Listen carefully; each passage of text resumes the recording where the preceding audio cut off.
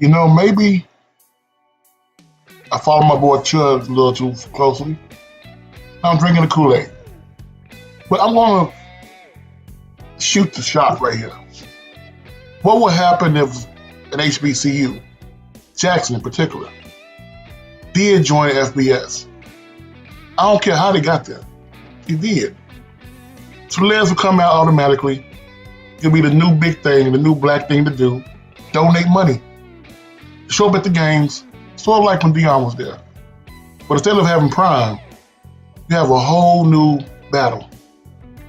Mississippi, the recruits from Ole Miss, Mississippi State, have a second guess, a second look on where to go. Because in Mississippi, Jackson State has the only Hall of Famers. Southern Miss, I'm sorry, you'll be an afterthought like you are right now. You'll be the fourth biggest name in the state. Jackson will continue to have home game sellouts, but there'll be different kinds of games. In fact, the schedule will look completely different, but it will still, after a while, maintain that recruiting base. The schedule I'm looking at right now is at Southern Miss, home to Kent State, home to Southern, at Middle Tennessee State, Jacksonville State, homecoming for Alcorn State, at Liberty, at West Kentucky, home for UTEP, at Sam Houston State, home for La Tech, and home for FIU.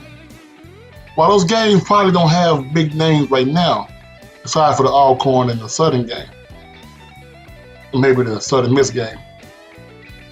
If Jackson starts winning after 2 or 3 years, I'm not saying they're going to win the first year, not even the second year, but after 3, maybe 4 years, they start putting together some wins.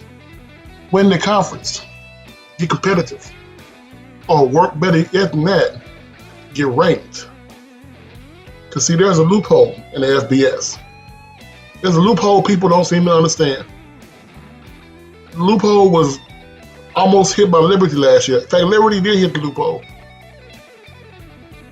If in the new playoff bargaining system, the highest ranked non-Power 5 school, non-Power 5 conference champion gets put into the playoffs automatically.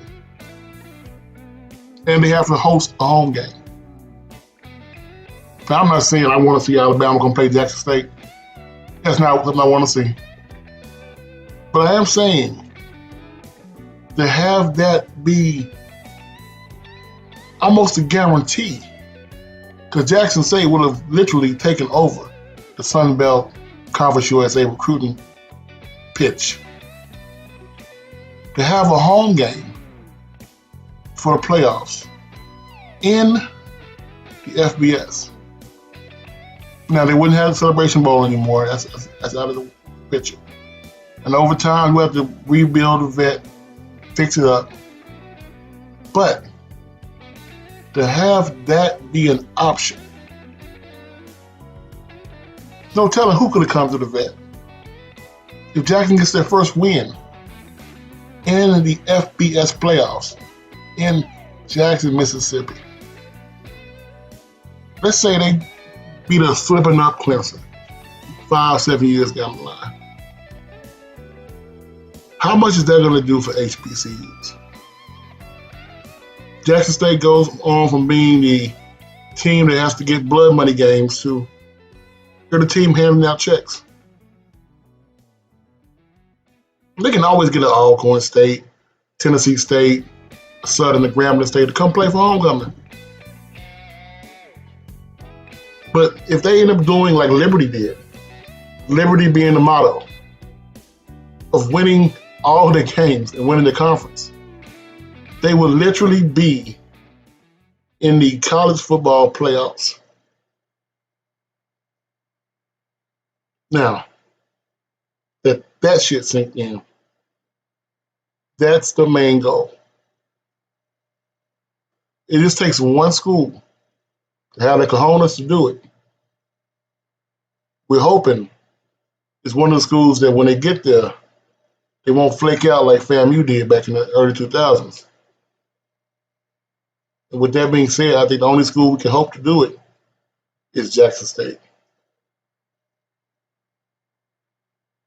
See, I went the whole way doing this video, no controversy.